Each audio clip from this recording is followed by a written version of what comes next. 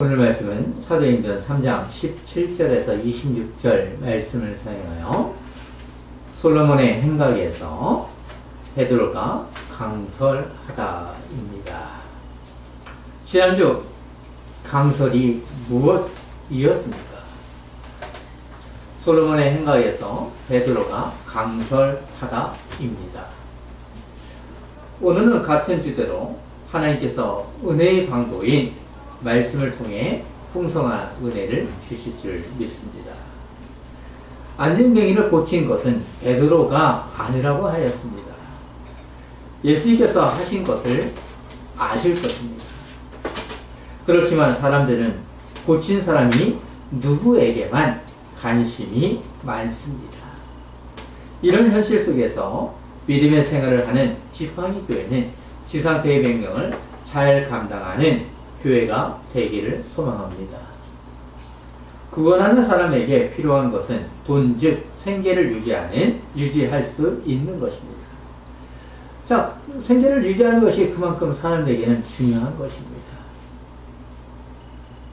하지만 베드로는 은과 금은 내게 없거니와 내게 있는 것을 내게 주노니 곧 나사렛 예수 그리스도의 이름으로 걸으라는 것입니다. 누구도 상상할 수 없는 말을 하였던 것입니다.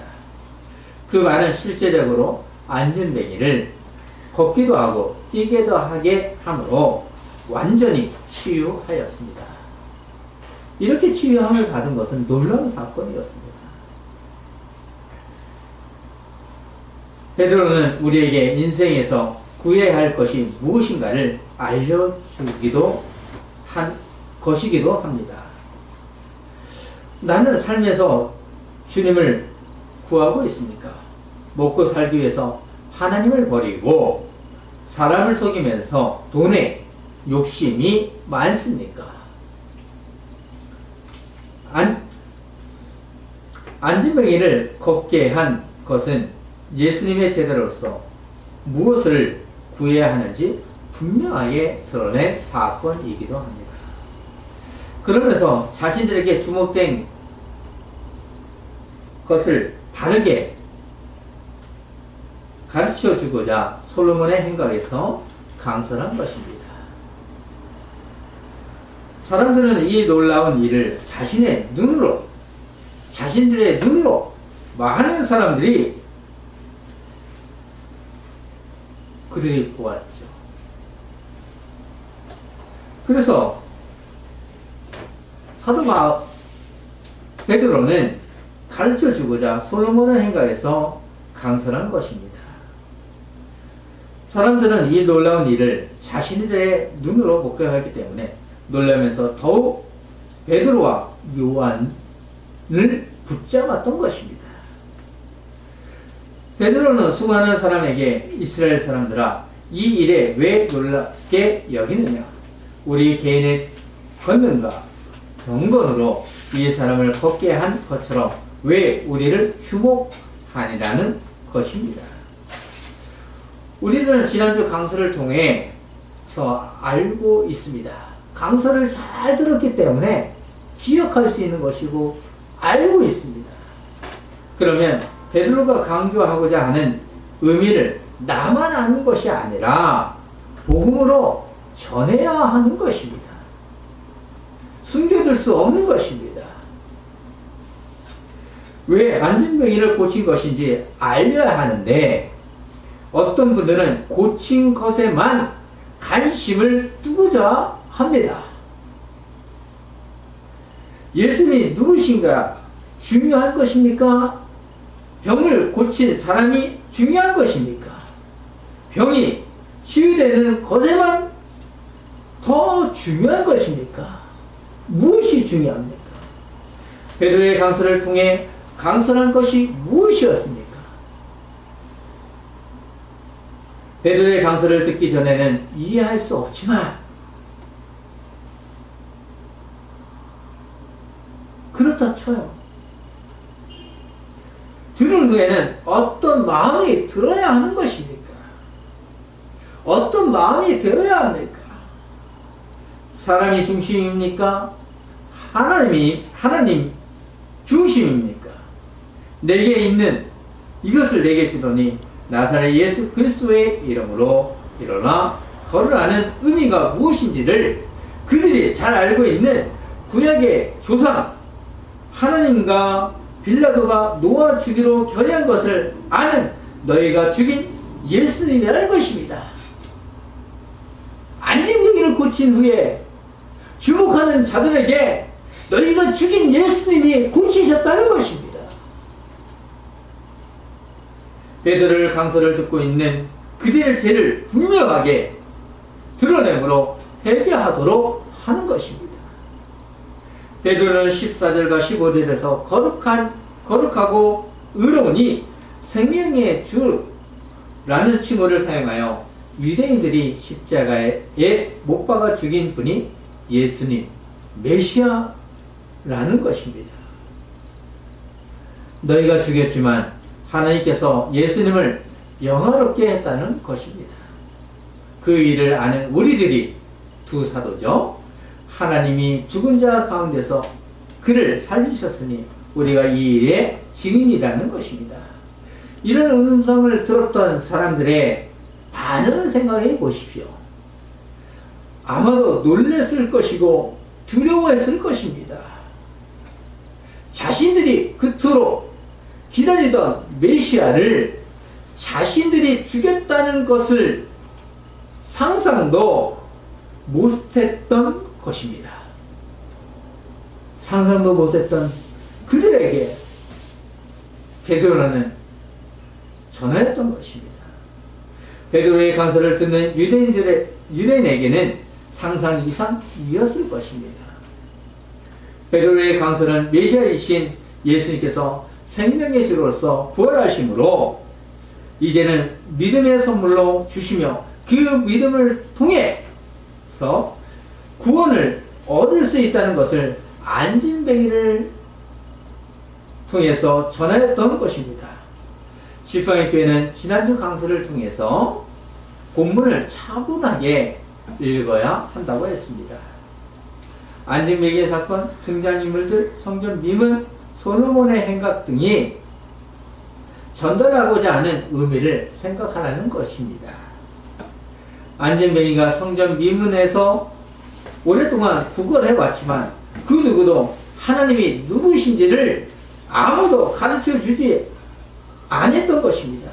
누구신가를 가르쳐주는 사람은 없었던 것 같습니다. 없었죠. 알았다면 어떻게 했을까요?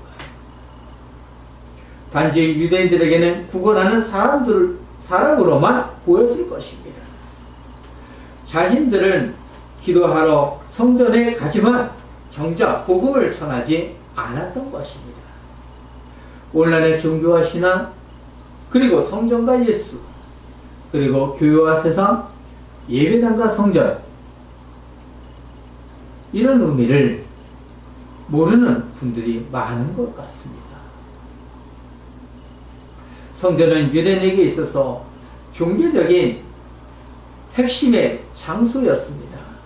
중심지였습니다. 하지만 어떠했습니까? 예수님께서 강도의 소굴이라고 했을 정도였습니다. 그렇다면 오늘날의 예배당은 어떠합니까? 강도의 소굴입니까? 영과 진리로 예배하는 장소입니까? 어떤 의미로 들리십니까? 베드로는 자신들에게 주목된 시설을 향해 그 이름을 믿음으로 그 이름이 너희가 보고 아는 이 사람을 성하게 하였나니 예수로 말미암아 난 믿음이 너희 모든 사람 앞에서 이같이 완전히 낫게 하였니라고 하였습니다. 과거나 현재나 미래나 동일하게 전해야 할 복음입니다.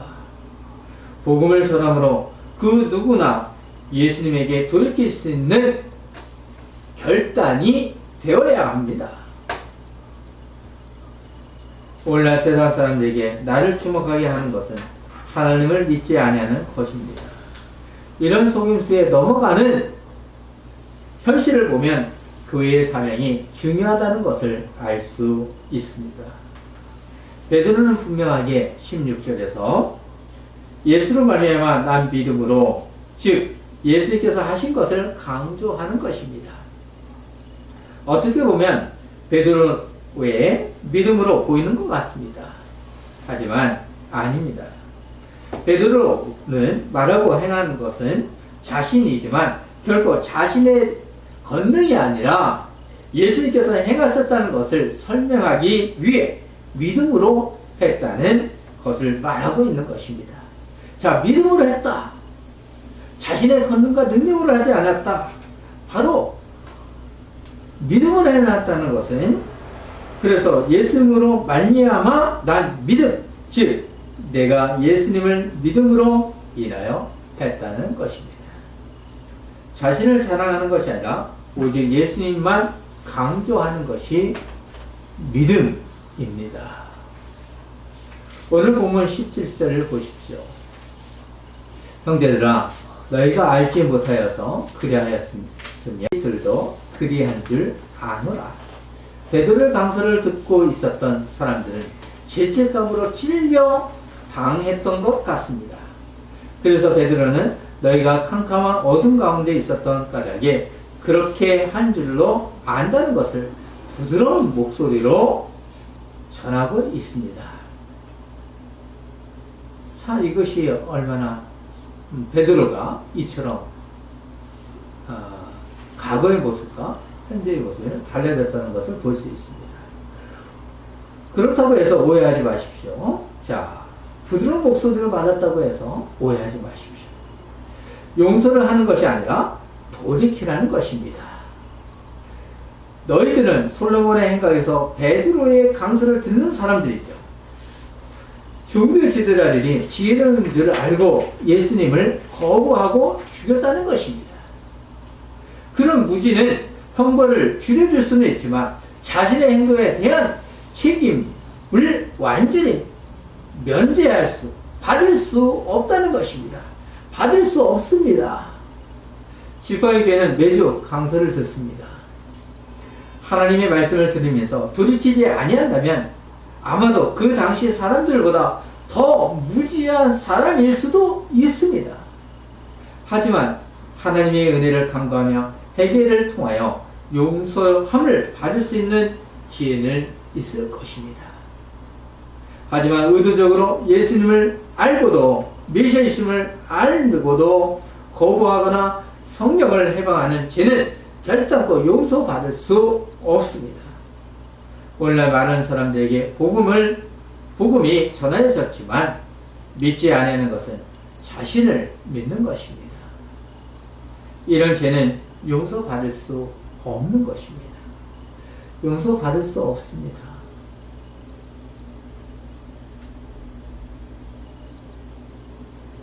그렇기 때문에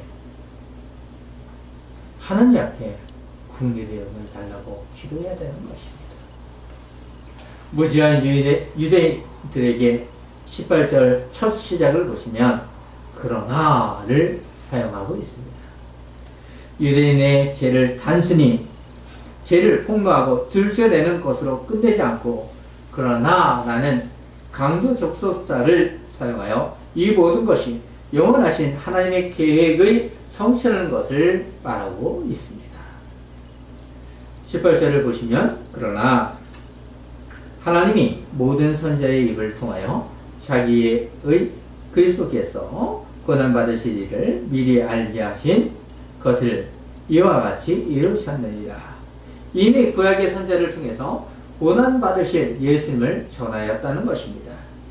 이 모든 일이 하나님의 계획하심을 말하고 있습니다. 하나님의 계획은 당신님의 백성인 우리를 위한 사랑이요 은혜입니다. 유대인들의 우발적인 실수가 아니라 구약 성경이 예언한 대로 불순종과 불신앙이 누적되어 일어난 것입니다. 이처럼 복음을 외면하면 예수님이 오셔도 누구신가를 모르는 것입니다. 모세는 바르게 전하여 줬습니다. 그렇지만 또한 그 후대도 바르게 전해줘 돌이킬 수 있도록 전해줬지만 아무기에 중기자들은 어떻게 했습니까? 복음을 왜곡하여 주므로 예수님이 메시아인지를 모를 정도로 전하였습니다. 오늘날 시대에도 복음을 제대로 전하지 아니한다면 예수님이 누구신가를 모르고 오히려 산으로 갈 수 있는 것입니다. 오히려 돈과 명예를 사랑하도록 할 수 있습니다. 불신앙이 누적되어 일어나는 것입니다. 이처럼 복음을 왜곡하면 예수님이 오셔도 누구신가를 모르는 것입니다. 그렇기 때문에 교회는 복음을 잘 전해야 하는 사명이 있는 것입니다. 이미 구약의 선지자는 전했지만 후대의 중기자들도 자신들을 위한 종교로 만들어버리므로 유대인들은 무지했던 것입니다. 구약 성경에서 분명하게 예언되었지만 결과적으로 성경 말씀대로 이루어졌던 것입니다. 이런 점을 생각하면 예수 그리스도께서 십자가의 순환을 받아 친히 죽음으로써 하나님의 구속 경륜이 이루어진, 즉 예언이 성취된 것을 알라는 것입니다. 구약의 선지자들이 수차례 이야기했던 것이 이미 예수 그리스도를 통해서 이루어졌다. 그러니 너희 자신을 알라는 것입니다. 이런 베드로의 강서를 들으면 어떻게 해야 하는 것입니까? 막장 드라마를 보시면 나중에는 결론이 분명하게 드러나지만 끝까지 돌이키지 아니하는 것을 볼 때도 있습니다. 그러면 나도 막장 드라마처럼 끝까지 예수님을 부인하고 싶습니까? 베드로는 돌이킬 수 있도록 19절에서 그러므로 너희가 회개하고 돌이켜 너희 죄 없이 함을 받으라. 이같이 하면 새롭게 되는 날이 주 앞으로부터 이를 것이요. 베드로가 하고 싶은 말을 하고 있는 것입니다. 그러니 회개하라는 강력한 메시지입니다. 하나님의 뜻은 예수님의 순환보다 더 중요한 죄의 형벌을 감당할 수 없는 우리에게 제사함을 받을 수 있도록 했다는 것입니다. 우리가 스스로 새로운 피조물이 될 수 없습니다. 오직 예수 그리스도의 공로로 인하여 된 것입니다. 그러니 회개하고 새로운 피조물로 생활하라는 것입니다. 새로운 피조물이 되므로 자유와 평화 그리고 기쁨의 행복을 예수님 안에서 누릴 수 있습니다. 베드로의 강서를 듣는 사람들이 해야 할 일은 회개하고 돌이켜 너희 죄 사함을 받아야 하는 것입니다. 우리도 해야 될 것은 죄 사함을 받고 돌이켜야 되는 것입니다. 유대인들이나 오늘날 많은 사람들이 동일하게 해야 될 일이 바로 돌이켜 회개해야 되는 것입니다. 예수님이 메시아라는 것을 알아야 되는 것입니다. 결단해야 되는 것입니다. 그 누구에도 들을 수 없는 것을 베드로를 통해서 들었다면 결단해야 합니다. 당연히 오늘날에 우리에게도 동일한 것입니다. 베드로는 자신에게 주어진 지상 대명령을 우리가 이 일의 증인이라는 것을 있는 그대로 전하였던 것입니다. 이것이 사도들의 일이 아니라 오늘날의 교회도 같은 것입니다. 하나님의 구원, 계획의 때가 되므로 2절을 보시면 또 주께서 너희를 위하여 예정하신 그리스도 곧 예수를 보내시리니 라는 것입니다. 그래서 예수님께서 성육신 하심으로 비참한 현실에 오셨습니다. 여기서 잠깐 세상 사람도 잘 아는 탕자의 비유를 생각해 보도록 하겠습니다. 탕자의 비유에서 화해의 결정적인 조건은 아들이 돌아옴으로 있는 것이 아닙니다. 우리는 탕자의 비유를 들었습니다.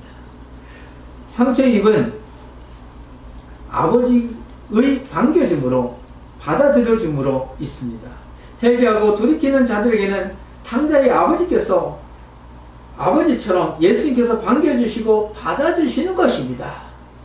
받아주지 아니하면 아무런 소용이 없는 것입니다. 바로 그때를 위해서 하나님께서는 예수님을 보내신 것입니다. 계속해서 베드로의 강설을 듣는 사람들은 어떻게 해야 하는 것입니까? 사도들의 가르침을 받았으면 하나님께서 베푸시는 구원의 은총을 올리기 위하여 죄를 고백해야 하는 것입니다. 사람들에게 고백하는 것이라 진실하게 하나님께 회개해야 하는 것입니다. 오늘날 잘못된 사람들은 사람들 앞에 죄를 고백하라고 합니다. 둘러놓고 둥그러니를 끌어놓고 각자 죄를 고백하게 합니다. 이것이 어떻게 가능하실 수 있겠습니까? 죄는 사람 앞에 고백하는 것이 아니라 진실하게 하나님 앞에 고백해야 되는 것입니다. 베드로는 자신이 전하는 것이 아니라 예수님의 권세를 분명하게 전한 것입니다. 예수님께서 한번 죽었다가 부활하시어 승천하셨지만 다시 세상에 오십니다. 이 선언은 예수 그리스도께서 세상을 최종적으로 완성시킬 만한 능력이 있음을 시사하는 것입니다. 그렇다면 우리가 오직 의지할 대상은 예수님을 알아야 합니다. 예수님을 믿으십시오. 자신이 예수님을 믿을 때, 회개할 때 당장 예수님이 오시기를 바라는 마음이 있었을 것입니다. 은혜를 받은 자는 이 마음을 아실 것입니다. 그렇지만 예수님께서는 남은 자를 구원하시기 위해서 재림의 때를 기다리고 있습니다. 그렇기 때문에 더욱 믿음이 흔들리지 아니해야 됩니다. 흔들리는 갈대와 같아서는 안 됩니다. 21절을 보시면 하나님이 영원전부터 거룩한 선지자들의 입을 통하여 말씀하신 바 만물을 회복하실 때까지는 하늘이 말땅히 받아들이라. 하나님의 계획 속에서 만물이 회복될 수 있도록 하시는 것입니다.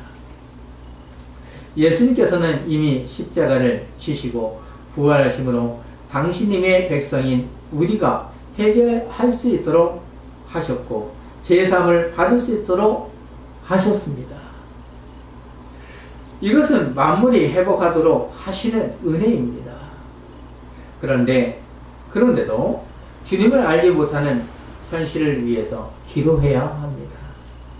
베드로는 사람의 마음을 알았던 것 같습니다.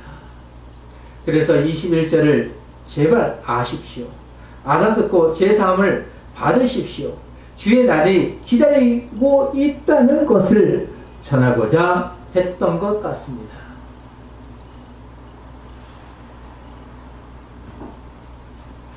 베드로는 18절에서 말씀했던 것을 22절에서 그리고 23절에서 더 자세하게 전합니다. 모세가 말하되 주 하나님이 너희를 위하여 너희 형제 가운데서 나 같은 선지자 하나를 세울 것이니 너희가 무엇이든지 그의 모든 말을 들을 것이라. 누구든지 그 선지자의 말을 듣지 아니하는 자는 백성 중에 멸망받으리라. 반복하여 강조하는 것입니다. 예수님께서는 모세와 같이 이스라엘을 구출하시고 구원하시는 분이라는 것입니다. 그러니 예수님의 말을 들으라는 것입니다. 베드로는 자신을 높이는 것이 아니라 예수님만 전했던 것입니다. 예수님의 말씀을 듣지 않으면 멸망당한다는 아주 무서운 소리를 전한 것입니다. 구원은 이처럼 들음으로 회개할 수 있는 길이 열리는 것입니다. 모세가 말한 대로 그 예언자는 누구입니까? 또한 누구십니까? 모세가 참으로 믿는다면 예수님 역시 참으로 믿게 될 것이니 어서 회개하십시오. 예수님에 대한 참된 신앙 고백을 하는 성도여 교회는 영원한 하나님 나라를 누립니다. 유대인들이 잘 알고 있는 모세의 예언을 통해 가르쳐 주므로 복음을 증거하는 것입니다. 그런데 오늘날 강서를 들어보면 본문을 전하지 아니하면서 세상성은 예하로 마무리하는 분들도 있습니다. 베드로의 강서를 들어보면 어떠합니까? 오직 복음 아니었습니까? 모세가 광야에서 굶주린 백성을 위하여 하나님께서 기도한 후 만나와 메추라기를 제공한 것처럼 예수님께서는 생명의 떡을 주시지 아니했습니까? 모세가 반석에서 물을 내어준 것처럼 사마리아 여인에게 예수님께서는 당신이 생수의 근원임을 밝히 드러내셨습니다. 모세의 사역은 오직 사람을 위한 것이라면 제한적인 사역이었지만 예수님께서는 하나님 아들로서 영원한 생명을 주시는 메시아이라는 것입니다. 이 말을 듣는 사람들의 마음은 어떠했을까요? 또한 우리도 같은 마음이 들고 있습니다. 말씀을 듣고 있습니다. 그렇다면 어떠한 마음이 드십니까? 사랑하는 성도님, 구약에서 모세만이 사역을 한 것입니까? 모세만이 예언을 한 것입니까? 베드로는 그 말을 그들이 잘 알고 있는 선자를 이야기합니다. 이 사절을 보시면 또한 사무엘 때부터 이어 말한 또 선자들도 이같이 가르쳐 말하였느니라. 우리도 잘 알고 있는 모세, 사무엘, 이사, 예레미야, 에스겔, 다니엘, 호세아 등 많은 선지자들이 오실 메시아를 말했습니다. 예수 그리스도께서 오셔서 만물을 회복하실 것이고 죽음의 영면에서 생명으로 인도하실 것을 전하였습니다. 오늘날도 교회를 통하여 전해지지만 어떠합니까? 예수님께서는 오래전부터 선지자들부터 예언되었던 분이고 그 예언대로 이를 감당하셨습니다. 그러므로 예수님이 메시아임에 틀림없습니다. 예수님의 고난과 죽음 그리고 부활과 승천은 예수님이 누구신가를 분명하게 보여주신 역사적인 사실입니다. 그리고 예수님의 권세에 의지한 사도들의 활동은 예수님께서 메시아이심을 확실히 증거하는 것입니다. 사도들만이 증거자입니까? 오늘날의 지팡이 교회도 증거자입니다. 그렇기 때문에 더욱 예수님을 의지하고 신뢰하는 성도요, 교회요, 거룩한 신부요, 분사다운 신자들이 되기를 소망합니다. 오늘 말씀을 듣는 성도님, 이처럼 예수님께서 이미 오래전부터 선자를 통해서 말씀해 주신 것을 25절에서 26절에서 설명하고 있습니다. 너희는 선자의 자손이요 또 하나님이 너희 조상과 더불어 세우신 언약의 자손이라. 아브라함에게 이르시기를 땅 위의 모든 족속이 너희 씨로 말미암아 복을 받으리라 하셨으니 하나님이 그 종을 세워 복 주시려고 너에게 먼저 보내사 너희로 하여금 돌이켜 각각 그 악함을 버리게 하셨느니라. 베드로의 강서는 이제 청중들에게 너희들이 선지자의 자손임을 강조함으로 예수님을 대적하는 것은 불순종의 행위라는 것입니다. 너희는 하나님께서 아브라함에게 약속하신 땅 위의 모든 족속이 너희 씨로 말미암아 복을 받으리라는 언약의 정수를 언급합니다. 언약 중에 그만큼 중요한 것을 이야기하는 거죠. 아브라함의 언약은 모든 족속이 복되게 하는 언약이 바로 예수 그리스도 안에서 성취되었다는 것을 부각시킵니다. 하나님께서는 당신의 백성이 복을 누릴 수 있도록 언약의 약속을 하셨고 그것을 모세와 선지자를 통하여 알리신 것입니다. 바로 그때가 그대로 이루어졌다는 것을 베드로는 강조하는 것입니다. 유대인들이 그리고 오늘날의 수많은 사람들이 구원의 은총을 누릴 수 있는 유일한 길은 오직 회개하여 예수 그리스도와 연합하는 것뿐입니다. 오늘날 교회의 성도인 우리가 복음을 제시하고 증거하는 것은 사도들과 같은 입장에 유사한 입장에 있습니다. 오늘도 사도들처럼 우리도 사도들처럼 예수님의 권능에 힘이 있는 행동에 근거한 언어를 통하여 복음을 전하는 것이 지상태의 명령을 감당하는 것입니다. 또한 땅끝까지 이르러 내 증이라는 것을 감당하는 것입니다.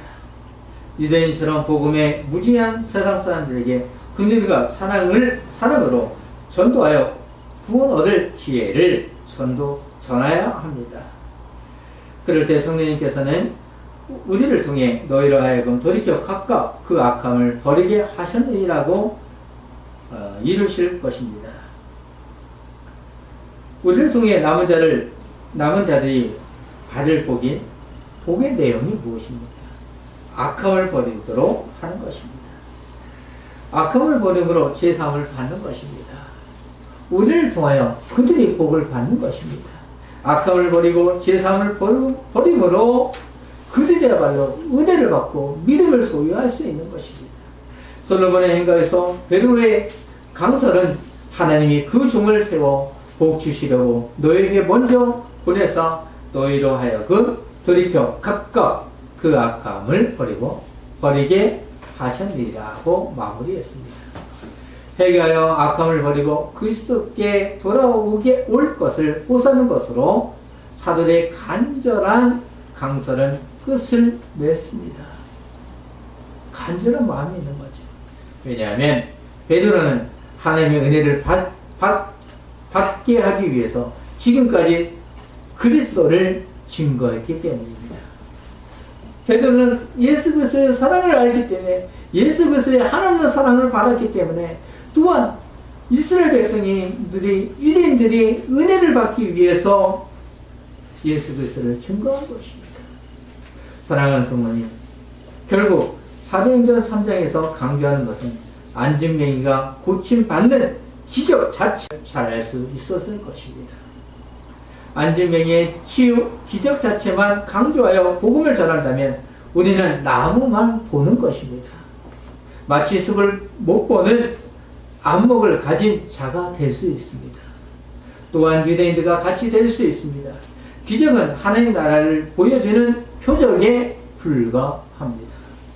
안진뱅이를 통한 기적이 보여주는 하나님 나라는 누구를 통하여 구원을 얻을 수 있는 것입니까? 베드로를 통한 강설은 오직 예수님께서 하신 것을 강조하는 것입니다. 그러니 회개하고 돌이키라는 메시지입니다. 많은 사람들은 성령 충만을 받으려고 애를 씁니다. 그렇다면 자신을 높이는 것이 아니라 베드로처럼 복음을 전해야 합니다. 그런데 어떤 분들은 성령 받아서 권능을 행사하고 싶어 합니다. 결국 돈과 명예를 더 사랑하기도 합니다. 정작 성령의 열매를 맺지 않는 것은 사람을 속일지언정 하나님을 속일 수 없고 영원한 형벌을 받습니다. 하나님의 백성으로서 복음을 설명하고 듣도록 하는 역사적인 기적이 성경에 있습니다. 다른 것을 구하기 전에 성경에 있는 말씀을 믿음으로 증거해야 합니다. 안진뱅이가 일어나야 복음이 증거되는 것이 아닙니다. 가장 중요한 성경의 말씀을 증거해야 합니다. 이것을 잘 알고 있던 베드로는 유대인들이 잘 알고 있는 성경을 풀어서 증거한 것입니다. 우리는 복음의 증거자로서 주와 그리스도가 되신 예수님만 전해야 합니다. 마무리 새롭게 될 때 우리를 온전히 통치하실 것이지만 그 이전까지는 교회의 머리로서 신앙 공동체를 주관하십니다. 이것이 우리에게는 회개할 수 있는 기회요 은혜입니다.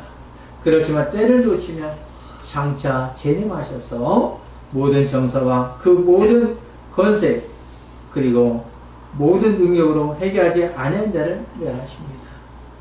하나님께서 예수 그리스도를 재림의 지름으로 보내요. 그때 심판 때는 늦은 것입니다. 하나님 나라가 임하여졌고 돌이키라고 할 때에 돌이키는 자가 되어야 됩니다.